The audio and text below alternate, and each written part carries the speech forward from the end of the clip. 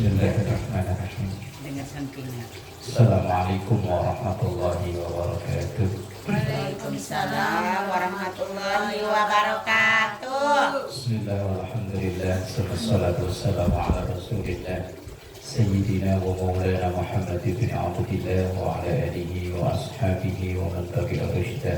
Amma ba'da. Ila hadratin Nabi Mustafa Muhammadin sallallahu alaihi wasallam wa ala alihi wa ashabihi wa azwajihi wa dzurriyyatihi wa ahli baitihi al-kiram wa jami' ummatihi minal muslimina wal muslimat wal mu'minina wal mu'minat aina ma kanu khususan wal kitab Syekh Al-Fadhil Muhammad Rasulullah syai'illahi lahum al-Fatihah. A'udzu billahi minasy syaithanir rajim. Bismillahirrahmanirrahim. Alhamdulillahi rabbil alamin arrahmanir rahim maliki yaumiddin. Iyyaka na'budu wa iyyaka nasta'in ihdinas siratal mustaqim. Shiratal ladzina an'amta 'alaihim ghairil maghdubi 'alaihim waladdallin. Bismillahirrahmanirrahim. Halaman 33. Ini ayat tengah. Bismillahirrahmanirrahim. Qala Syekhul Mu'allif rahimahullahu ta'ala wa nafa'ana bihi wa bi 'ulumihi fid dharain amin. Wa syurutu sihhatiha. Sudah ketemu berarti? Sudah. Wa syurutu sihhatiha, dan syarat-syarat sahnya sholat Jumat. Syurut itu jamak dari kata syarat. Syarat-syarat sahnya sholat Jumat. 1. Ayyataqaddama 'alaiha khutbatani bi syurutihima. Ayyataqaddama 'alaiha, hendaknya mendahului sebelum sholat Jumat itu khutbatani, 2 kali khutbah. Bisyurutihima, dengan syarat-syarat 2 khutbah. Ini bedanya sholat Jumat dan sholat Id. Kalau sholat Jumat khutbahnya itu sebelum sholat, tapi kalau sholat Id khutbahnya setelah sholat, baik itu Idul Fitri maupun Idul Adha ataupun sholat gerhana. Itu sholat dulu kemudian baru khutbah. Ini yang membedakan di wajib Jumat karena hukumnya wajib, terus kemudian sholat Id, sholat gerhana itu hukumnya sunnah. Wa antaqa'a, dan yang kedua hendaknya dilaksanakan jamaatan dengan berjamaah, walau firraqatil ula, walaupun hanya di rakaat pertama. Maka tidak boleh sholat Jumat sendirian, tapi kalau sholat Id boleh. Udah pernah belum Baji sholat Id sendirian di rumah? Belum pernah ya? Loh, karena nggak umum ya sholat Id sendirian. Yang jarang-jarang sholat aja kalau Id datang. Tapi seandainya pengen nyobain sendirian aja di rumah boleh, tapi nggak perlu khutbah. Masa sendirian langsung berdiri kita saudara-saudara, malah langsung dicariin obat repot. Atau mungkin cuma berdua gitu, Mbak Selamat suruh khutbah. Mbak khutbah saya dengerin. Tapi kalau sholat Jumat wajib, khutbahnya itu hukumnya wajib. Kalau khutbahnya batal maka sholatnya juga batal. Tapi kalau sholat Id enggak. Malah mak-mak rata-rata biasanya kalau khutbah udah pada pulang. Iya, udah pada ikut. Kalau sholat Idul Fitri mending, kalau Idul Adha udah pada pulang dan nyiapin arang sama tusukan padahal sapinya masih hidup. Wala Buddha, dan wajib min niyatil jama'ati huna, yaitu niatkan berjamaah di sholat Jumat. Kalau di selain sholat Jumat, bagi seorang imam niat menjadi imam itu sunnah. Yang musalli fardhu dzuhri arba'a raka'atin mustaqbilal qiblati adaan imaman itu tidak wajib. Kalau di selain Jumat, kalau Jumat wajib. Tapi bagi makmum mau Jumat mau enggak, kalau memang dia makmum ya wajib niat makmuman. Kalau nggak ada niat makmuman, ya bukan nggak sah sholatnya, yang nggak sah berjamaahnya. Kalau sholatnya tetap sah. Kalau imam tidak wajib niat imaman. Ma'at taharrumi beserta takbiratul ihram. Hatta sehingga fi haqqil imami, haknya imam wajib berniat berjamaah walaupun dia seorang imam. Wa in tuf'al ma'a khutbataiha fi waqtil zuhri, dan dilaksanakan sholat Jumat itu dan beserta khutbahnya kalau sudah masuk waktu zuhur. Dan yang ibu-ibu yang di rumah, kalau sholat zuhur itu patokannya azan kedua. Kalau azan pertama boleh dilakukan sebelum masuk waktu zuhur.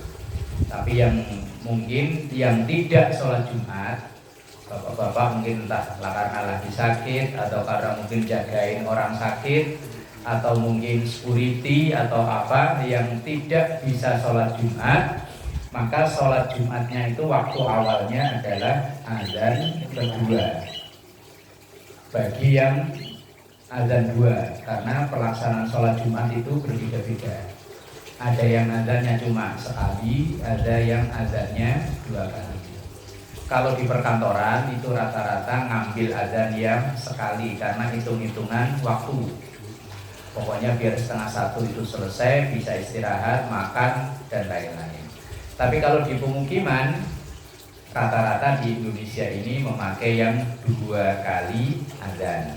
Kalau azan pertama itu sifatnya sebagai pemberitahuan, kemudian azan kedua itu yang masuk waktu zuhur. Maka pelaksanaan sholat zuhur bagi yang tidak sholat Jumat yaitu di azan kedua. Maka fala yasihu, tidak sah fi'luhuma, melaksanakan khutbah Jumat qablahu, sebelum masuk waktu zuhur. Umpama buru-buru cepetan, udah mau pulang kampung, enggak jam 11 udah khutbah. Yo, enggak sah. Jumatannya enggak sah, wong belum masuk waktu zuhur. Kalau itu kalau apa namanya Idul Fitri atau Idul Adha itu waktunya serempak enggak itu? Kalau Idul Fitri itu lebih baik agak dimundurkan sedikit. Patokannya itu terbit matahari. Kalau misalnya terbit matahari itu jam 6 umpama, matahari sudah terbit, maka kalau Idul Fitri agak dimundurin. Biar seandainya ada yang belum bayar zakat, masih ada waktu buat bayar zakat. Atau seandainya zakat udah diserahkan di musola, cuman belum dibagikan karena mungkin malamnya repot dan lain-lain, akhirnya membagikannya pagi, masih ada waktu. Karena zakat fitrah kalau belum sampai ke orang yang berhak, sampai khotib naik mimbar, itu namanya bukan zakat fitrah, itu namanya sedekah. Nggak sah zakat fitrah kalau itu dilakukan khotib sudah naik mimbar. Lain beda kalau kita nerima titipan. Umpama kayak dari musola ini, mungkin Abu Haji punya tetangga yang berhak terima, cuman karena orangnya pulang kampung, nah kemudian kan dititipin sama Bu Haji. Nah kalau Bu Haji sebagai wakil dari orang yang berhak nerima, maka itu sama saja udah tersampaikan.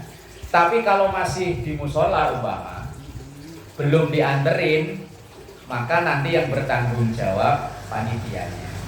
Kalau kita yang menyerahkan ya sudah, berarti sudah kita serahkan. Tapi kalau belum dianterin ke pemilik, yang berhak menerima, maka itu nanti jatuhnya bukan zakat fitrah. Maka penanggung jawab zakat fitrah lumayan berat. Karena kalau itu belum tersalurkan sampai khotib naik mimbar, nanti jatuhnya bukan zakat fitrah lagi. Maka kalaupun seandainya kayak di sini, ini kan kasusnya banyak pada pulang kampung. Ya udah pokoknya bagi warga yang berhak menerima, yo RT-nya yang menerima titipan. Biasanya begitu. Kalau di sini statusnya kalau misalnya kayak yang menerima pulang kampung, yang kayak biasanya guru ngaji dan lain-lain, ya udah saya sebagai penanggung jawab menerima titipan. Kadang biasanya duitnya yang saya kayak kalau yang kerja di PT mah langsung balik, kadang yang enggak lama. Tapi itu udah dititip namanya. Kalau Idul Adha itu sebaiknya agak maju. Umpama tadi jam 6 terbit matahari, kalau Idul Fitri ya setengah 7 lewat baru mulai. Kalau Idul Adha sebaiknya setengah 7 kurang, biar mak-mak yang udah beli areng nama itu cepet kepake. Nah, iya. Itu dan bedanya lagi kalau Idul Fitri sebelum berangkat hendaknya tidak sarapan dulu. Tapi kalau Idul Adha walaupun cuma roti atau apalah, yang penting ada sarapannya. Tapi itu bukan kewajiban, hanya sebaiknya saja. Walau kharajal waktu, lan seandainya sudah habis waktu, qabla tamamiha, sebelum sempurnanya pelaksanaan sholat Jumat. Karena waktu sholat Jumat itu habis ketika masuk waktu asar. Umpama tak ada kejadian apa, setengah 3 baru mulai Jumatan. Umpama lah sholat belum selesai kan khutbah dulu. Sholat belum selesai kok udah masuk waktu asar umpama, tammamuha, maka sempurnakan itu zuhron dengan sholat zuhur. Begitu masuk waktu asar kok adzan khutbah belum selesai, begitu khutbah selesai komat, tapi sholatnya bukan 2 rakaat. Kalau Jumat kan aslinya 2 rakaat, tapi karena waktu habis justru malah berubah menjadi 4 rakaat. Wa antakuna wahidatan, dan hendaknya pelaksanaan sholat Jumat itu wahidatan, jadi satu, fil baladi, di satu wilayah. Kalau di kampung ya satu desa rata-rata satu atau satu kampung ya, satu kampungan. Kan biasanya satu kelurahan itu ada beberapa kampung itu ya. Kalau kayak di sini nih, satu kelurahan Pahlawan Sia kan ada kampung Pisang Batu, kampung situ Lagoa. Nah, satu kampung biasanya satu. Illa li udhrin, kecuali ada udur, masjidnya nggak nampung. Ya kayak di sini misalnya di Villa Mahkota, Al-Muhajirin masih nampung. Makanya di sini untuk sementara dulu ada yang ngotot pengen jadi masjid, saya tetap gak setuju. Karena di Al-Muhajirin masih nampung. Dan suatu saat mungkin nanti kalau warga di sini udah full, terus banyak yang sudah pensiun, udah gak ngayap kemana-mana, Mbak Selamat udah gak KBN, udah di rumah aja kan, otomatis Jumatannya di sini kan. Ya kalau sekarang kan Jumatan di sini paling nunggu kalau tanggal merah aja. Lah kalau enggak pun Jumatan di mana? Saya apalagi setahun Jumatannya muter. Ntar kalau udah pensiun kan Jumatannya di rumah di sini. Lah ntar kalau udah, makanya orang-orang kadang pensiun, oh saat ini udah gede jadi masjid. Iya, nanti kalau orang-orang udah pada pensiun, masjid.